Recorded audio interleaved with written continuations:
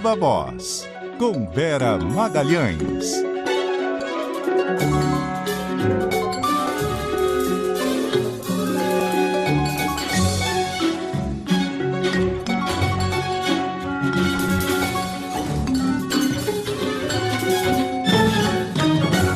Viva Voz, Vera Magalhães, tudo bem? Boa noite. Boa noite, Bocardi, Carol, ouvintes e também quem nos assiste. Oi, Vera. Vamos falar da questão aí do déficit zero, no momento em que a meta do déficit zero para o ano que vem já está bem desacreditada, a gente já sabia disso desde o começo, né? Os dados aí do governo mostram que tá muito difícil, né? Hoje tivemos aí mais uma revisão de rombo, digamos assim, para cima. Revisão para cima e bem para cima, Bocardi. Quando começou o ano, o ministro Fernando Haddad já fez uma previsão bastante otimista em relação ao déficit deste ano, do primeiro ano do governo Lula, para mostrar a sua disposição e o seu compromisso com uma responsabilidade, uma austeridade fiscal. Então, o que ele disse? Que apesar da PEC da transição e do próprio orçamento permitirem ao governo ter um déficit maior, ele estimava que o governo conseguiria restringir esse déficit a cerca de 1% do PIB. E os dados sucessivamente têm mostrado o quanto o governo, na verdade, está se distanciando dessa meta, da meta de 2023, não da de 2024, que é essa que vem em grande discussão. Até agora, o déficit está grande e a nova estimativa do próprio governo é que ele encerre o ano com um déficit de 177,4 bilhões de reais. Isso equivale a mais ou menos 1,7% do PIB. Já é maior do que a estimativa que o governo tinha feito em setembro, que ainda estava em torno de 141 bilhões de reais, que dava algo como 1,3% do PIB. Então, em vez da gente se aproximar, chegar e parecer que vai chegar perto dessa meta de gastar 1% do PIB, e na verdade a gente está se distanciando disso. Então, a coisa não é boa, isso não é um bom prenúncio para o ano que vem, porque o que mostra é que o governo não conseguiu fazer com que as arrecadações subissem a ponto de compensar um ano que teve muito aumento de gastos. Teve gastos que foram aprovados ainda lá na transição, como o aumento definitivo do Bolsa Família. Teve gastos que vieram depois já na esteira da implementação das propostas de campanha do presidente, como a nova política do salário mínimo, reajuste de servidor. Teve muita coisa que ele prometeu em campanha e que ele implementou, mas que gera gastos para o Tesouro. As medidas deste ano para incremento de receita, como o fim daquela cortesia lá nos combustíveis e outras que o Haddad foi conseguindo, não foram suficientes para aproximar a receita da despesa e fazer com que o déficit fosse aquilo que ele anunciou que seria. Então, imaginemos o tamanho da tarefa que isso joga para o ano que vem. Se a gente terminar este ano com um déficit de 1,7% do PIB, quanto de esforço será necessário fazer para se chegar a um déficit zero no ano que vem? É uma economia, grosso modo, desses 177 bilhões que a gente vai estourar esse ano. Então, seria imaginar que não se vai gastar nada a mais, o que não é verdade, e que se vai arrecadar algo como 177 bilhões a mais, só com as medidas que o Haddad anunciou até agora, o que também não fecha, uma conta que não fecha. O que está aí na praça para ser aprovado em termos de dinheiro novo não permite essa conta. E no momento que, lembremos, né, deputados e senadores trabalham para que o dinheiro do orçamento destinado a emendas, por exemplo, seja cada vez menos passível de ser contingenciado. O contingenciamento é aquilo que o governo faz quando justamente está gastando muito mais do que arrecada, ele segura um pouco a liberação de gastos do orçamento. Ele segura a torneira, fecha a torneira. E uma das coisas que se contingencia normalmente, para não se cortar em programas essenciais, por exemplo, saúde e de educação, são justamente as emendas. Se mais emendas virarem impositivas, ou seja, não sujeitas a esse contingenciamento, é menor a margem de manobra que o governo tem para cumprir a sua meta fiscal. Então, as coisas vão se afunilando para o ministro. Já era uma corrida contra o relógio para ele aprovar as suas medidas e agora, além de uma corrida contra o relógio, vira uma corrida contra os dados deste próprio ano. Os dados desse próprio ano começam a mostrar que o governo gastou demais, não conseguiu arrecadar tudo que precisava e que, portanto, a meta do ano que vem também vai se mostrando ainda mais irreal, mais fictícia do que ela já parecia aos olhos de muita gente. Carol, só um segundo, Carol. Mil desculpas para quem está acompanhando a gente pelo YouTube. Na hora que a gente faz aqui a inserção da imagem da Vera, muitas vezes ocorre de ter um probleminha com o eco, já está solucionado. Eu recebi as mensagens de vocês aqui, tô de olho. Desculpa. Vamos em frente, termino aqui com a mensagem da Luísa Mendes. Pronto, agora parou. Vai lá. Então tudo bem. Oi, pessoal. Agora sem eco. Ô Vera, apesar desse quadro todo aí que não é muito favorável, o Haddad recebeu algumas boas notícias, né? Tem um alento aí com o avanço de projetos de taxação de apostas e dos fundos de offshores. Quanto é que essas matérias podem render em arrecadação e quanto é que ainda falta? Qual é essa conta de chegada aí? Então, falta demais, né, Carol? Eu acabei de falar esse tamanho do déficit desse ano. Para que não haja nenhum déficit o ano que vem, então precisa aumentar muito. Essas duas medidas aí são importantes, mas elas equivalem a uma pequena fração do que o governo precisa fazer de dinheiro. O projeto das bets, por exemplo, né, dessas apostas esportivas, começou sendo vendido pelo Ministério da Fazenda como um projeto capaz de render 12 bilhões a mais por ano, que é bastante. No orçamento de 2024, que o próprio governo mandou para o Congresso, ele passou a estimar uma conta bem mais conservadora, de 2%, 6 vezes menos. 2% não, digo 2 bilhões, 6 vezes menos do que estava previsto inicialmente quando o projeto foi concebido. E aí o que o governo diz? Não, a gente está sendo extremamente conservador, na verdade vai render muito mais, mas como é um setor novo, que vai ser regulamentado agora e que a gente ainda vai colocar em atividade, a gente não sabe, então está estimando pelo mínimo, por baixo, então vai ser bem mais de 2 bilhões.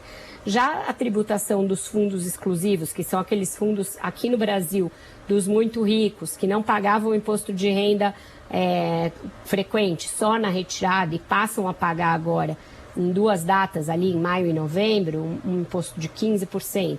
E a tributação das offshore, que são as empresas no exterior, que só pagavam quando o dinheiro era repatriado, quando voltava para o Brasil, e agora também passam a pagar regularmente, o que se espera arrecadar com este projeto é da ordem de 13 a 15 bilhões por ano. Então são 17 bilhões aí, um mínimo ali, 1% do que vai ser o déficit desse ano, se a gente projetar. Então é muito pouco, não é suficiente para estancar o déficit, não é o que o governo precisa, ele vai precisar das outras propostas, todas elas somadas.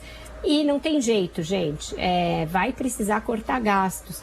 Não dá para a gente imaginar que só com o aumento de arrecadação, que não aumenta a alíquota dos grandes tributos, portanto, sem um aumento de carga tributária para o conjunto da sociedade, e só com essas medidas se vai chegar a extinguir um gasto tão grande e zerá-lo com base só na receita. Não, é uma conta que até aqui não está fechando. E é por isso que o próprio Lula estava ali meio impaciente com a meta, porque ele não quer que, em nome de se cumprir a meta, se comece a cobrar muito o governo para fazer os cortes de obra, cortes de investimento, não fazer mais novas contratações, não fazer mais novos reajustes de servidores. Então é isso que está encalacrando ali a relação entre o ministro e o presidente e faz com que ele fique nessa saia justa constantemente, sendo ali pressionado a mudar a meta. Ô Vera, falando sobre Petrobras, o futuro é de volta para um passado recente, com troca-troca de presidente na Petrobras, porque há um descontentamento do governo aí com o atual presidente da Petrobras, o Jean Paul Prats. Vai sustentar no cargo ou não? Eu acho que é muito complexa a situação do presidente da Petrobras, Bocardi. A minha coluna do Globo de hoje é sobre isso, falei também mais cedo, e é um assunto que eu venho apurando aí ao longo dos últimos dias e que se intensificou ontem, porque houve uma nova reunião entre o Jean Paul Prats, o Lula o presidente, aliás, o ministro-chefe da Casa Civil, Rui Costa, ministro de Minas e Energia, Alexandre Silveira, e o próprio Haddad.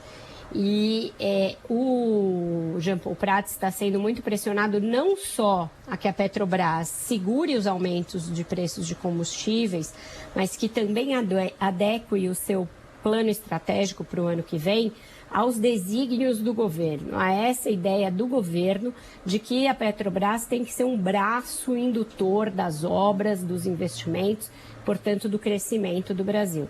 Para a gente ter uma ideia aqui, para o nosso ouvinte dimensionar, 1/3 de todo o volume de obras incluído no PAC para este mandato do Lula é investimento da Petrobras. Então, é você fazer uma cortesia com um chapéu alheio, de certo modo, porque o governo é o maior acionista da Petrobras, mas não é o único. Então, é você jogar ali para a empresa uma grande dose de responsabilidade por esses investimentos. E o que esse plano estratégico previa e o governo ficou muito descontente? Um cronograma de investimentos bastante mais diluído no tempo, ou seja, poucas entregas ainda dentro do mandato do Lula, e não exatamente os investimentos que o governo tinha em mente, ou seja, investimentos que rendam muito emprego e que rendam esse discurso de o Brasil voltou, de conteúdo nacional, etc. Então, tinha muito investimento no estrangeiro, na Escócia, na Noruega, coisas que para o Lula, neste momento, não interessam tanto. Então, está havendo essa falta de sintonia entre o presidente da Petrobras e o governo, ele buscando um caminho ali muito independente em relação ao governo, achando que construiria o plano estratégico à revelia do Planalto, e essa reunião foi meio para dar um chacoalhão nele. Mas você tem razão, é um passado recente, não só de demissão em série de presidentes da Petrobras, como aconteceu no Bolsonaro, por causa dessa coisa do preço do combustível, né, que foi o principal foco que fustigou muitos presidentes da Petrobras no governo Bolsonaro, mas também há um passado recente que a gente viu nos governos petistas, em que a Petrobras virou uma espécie de galinha dos ovos de ouro, tinha aquele discurso todo em torno do pré-sal, em torno da construção de refinarias, aquela ideia ali da conteúdo nacional na indústria naval, na indústria de óleo e gás, que levou a desvios de recursos e levou a uma série de projetos que renderam prejuízo financeiro para a empresa, projetos que não eram sustentáveis economicamente, refinarias que não foram para frente, refinarias compradas no exterior que estavam sucateadas, como aquela de Pasadena. Então, nada disso é o melhor dos mundos em termos específicos de governança da empresa. Se a gente pensar numa empresa, como ela tem de ser saudável, como os seus acionistas imaginam que ela deve ser gerida, tudo isso se afasta disso. Mas o governo tem essa ideia de que a Petrobras é uma empresa que tem de estar envolvida no desenvolvimento do país, gerando recursos para isso, gerando empregos, etc. Então, é isso que está pegando. Se eu tivesse que fazer uma aposta hoje, eu diria que a situação do Prats é muito difícil e que a chance dele cair é muito grande. Houver essa discussão, é mais uma que coloca em lados opostos o Haddad e o ministro da Casa Civil, Rui Costa? E não fica muito clara qual é a divergência principal aí, porque se você pensar, Carol, com uma cabeça bem prática e pragmática, para o Haddad poderia ser interessante esse arranjo, segundo o qual a Petrobras se encarrega de uma parte das obras e o Tesouro fica menos sobrecarregado com gastos. Mas nessas reuniões, para pôr o Prats na parede, o que me relatam é que os dois têm ficado ali de lados opostos e que não fica muito claro qual é o jogo do Haddad. Se é defender o Jean Paul Prats ou se é simplesmente ser contra essa ideia aí da Petrobras bancando os esforços de investimentos do governo. Então, eles sim estão se estranhando nesse caso. Não fica muito claro para mim o que o Haddad não está gostando disso tudo que está acontecendo, se também seria só uma tentativa dele de evitar que o ministro da Casa Civil fique muito forte, indicando o presidente da Petrobras. Enfim, mas o fato estão se bicando também nesse assunto. Ô Vera, alguns estados aumentaram aí ICMS, estão fazendo já uma compensação antecipada, prévia para a reforma tributária? estão, o que é um absurdo, né, Bocardi? Porque a gente sabe que a tributária nem está aprovada ainda, que quando for aprovada ela vai prever uma transição enorme e eles vão na contramão da ideia da reforma tributária, de uma das ideias, que é aquela da neutralidade tributária. Então ela não pode implicar em um aumento da carga geral de impostos. Como no futuro, né, a gente sabe que o total que cada estado vai receber do novo imposto ali unificado vai depender da receita média de cada um deles com o ICMS entre 24 e 28, eles estão aumentando a alíquota para aumentar a sua participação no bolo do imposto lá na frente. Isso é uma espécie de uma burla, algo que está sendo tratado pelo Congresso, bancar o esperto ali, à custa do consumidor. E foi uma coisa feita em consonância pelos estados do Sul e do Sudeste, ali meio independentemente de ideologia. Tem todo mundo nesse balaio. Tem o Zema, que é do Partido Novo, tem o Eduardo Leite, do Rio Grande do Sul, que é presidente do PSDB, tem o Tarcísio, tem até o Espírito Santo, o governador do PSB, Renato Casagrande, também está nesse consórcio dos estados que vão aumentar. A ideia é que eles aumentem juntos para uma alíquota de 19,5%. É maior do que todos eles praticam hoje em dia. Todos eles praticam algo entre 17% e 19%. Quem mais cobra é o Paraná, que cobra 19% hoje em dia. Os outros todos cobram 17% ou 18%. Então, é querer penalizar o consumidor, depois de vender para ele a ideia, e o consumidor e o cidadão, né, o pagador de impostos, de um modo geral, depois de vender para ele a ideia de que a reforma tributária simplificaria a vida dele e até implicaria em neutralidade tributária. Então, é daquelas questões que tendem a ir parar no Supremo Tribunal Federal. Hoje o Barroso falou que só caras, os muito chinfrins não chegam ao Supremo, que tudo vai bater lá no Supremo. E essas coisas tributárias são algumas das que mais batem lá, e essa com certeza vai bater, porque, por exemplo, empresas e federações ligadas a empresários já estão protestando com razão, já se reuniram com o secretário da Receita, secretário da Reforma Tributária, secretário especial, Bernard Api, e todo mundo está contra. O Ministério da Fazenda já soltou a nota contra, a CNI também já se manifestou, a Fiesp, todo mundo contra essa esperteza aí dos governadores de aumentar a alíquota, na expectativa ali de ter uma participação maior no bolo, ou para eventualmente compensar perdas que eles acreditam que vão ter com a reforma tributária. Mudando de assunto, Vera, vamos falar dessa boa notícia que foi o acordo entre Israel e o Hamas para uma pausa no conflito, né, libertação de parte dos reféns. Pode ser um caminho para o fim definitivo dos ataques, e o Brasil vai ter algum papel nessa fase? Carol, a diplomacia do mundo, né, a retórica toda do mundo foi nesse sentido muito otimista, de que se abriu um caminho, de que agora se pode falar em paz definitiva. Os Estados Unidos fizeram ali todo um oba-oba com isso, etc. Mas a gente acha que tem que ser um pouco mais cético e mais realista, né? Ver como vai se dar isso que Israel nem quer que chame de cessar-fogo, né? Eles falam em pausa nos ataques, em pausa em alguns horários, enfim, mas mantiveram, por exemplo, o sobrevoo de aeronaves sobre a região da faixa de Gaza. Vai ter uma mediação muito cautelosa e muito difícil de ser feita. Tem todo esse trabalho de libertação dos reféns, e agora a gente vai ver em que situação estão esses reféns, se todos estão vivos, se todos foram realmente mantidos em segurança e sem muitas violações aos seus direitos humanos. Então tem toda uma difícil e intrincada negociação para ser feita de agora em diante, para a gente conseguir ser tão otimista a ponto de imaginar que a gente tem uma solução definitiva para o conflito no horizonte. Eu destaco aí o papel do Catar e dos Estados Unidos nessa negociação. O Brasil meio saiu de cena com o fim da sua presidência rotativa do Conselho de Segurança da ONU, saiu de cena sem que tivesse aprovado a sua resolução, que, vamos dizer, era uma das mais sensatas e mais razoáveis, e que foi abortada pelos Estados Unidos logo no início, que foi uma pena.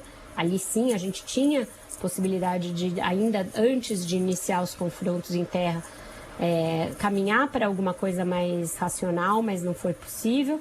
E agora eu acho que a gente tem que ir naquela base, imaginar que se vai na base de um dia de cada vez. Se a gente conseguir ver a libertação de todos os reféns, isso já vai ser um passo importante. E aí sim, esses atores, esses mediadores podem tentar escalar para uma paz definitiva, o que também envolveria negociações para o fim dos ataques ali a partir do norte, pelo Líbano. Então, tem muita água ainda para passar por debaixo da ponte, mas o fato foi uma boa notícia depois de muito tempo, mais de um mês, de só notícias muito desalentadoras naquele fronte.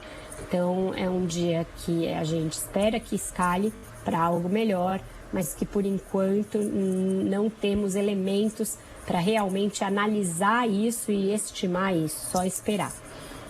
Contemplando aqui a participação super atenta dos nossos ouvintes, enfim, espectadores, internet espectadores, enfim, não sei nem como é que chama isso, enfim, a galera que está com a gente.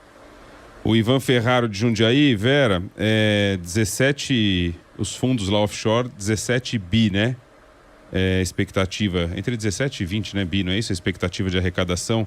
E aí, olha, quando saiu da Câmara falaram em 13 a 15, só se aumentou com alguma mudança do Senado ou se reviram as contas, mas legal, já é um pouco mais. Não, o Ivan Ferraro está dizendo aqui o seguinte, que daí seria, na verdade, 10% e não 1% do total do 177 bi do rombo das contas. Era só esse ajuste. Verdade. Era só a minha razão de 3 aqui que estava errada. Obrigada.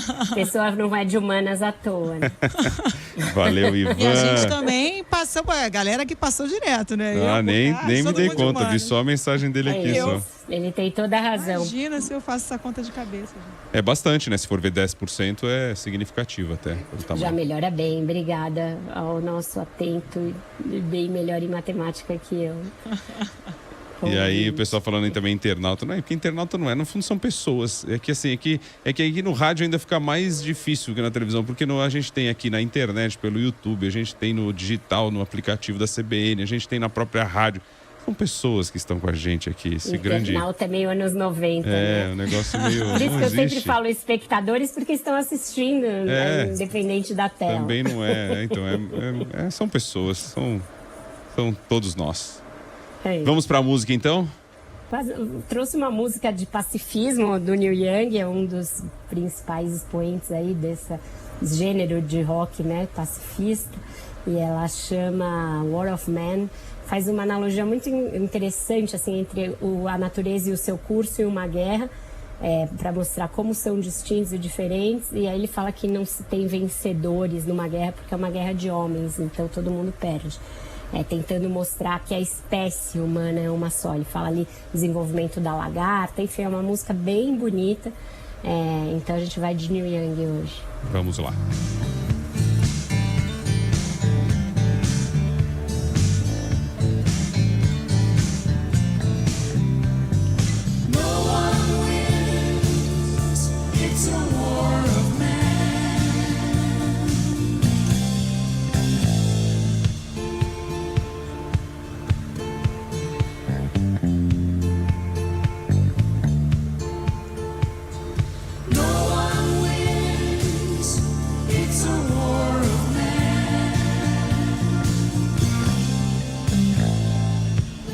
Para pacificar mesmo qualquer local mais conturbado, hein?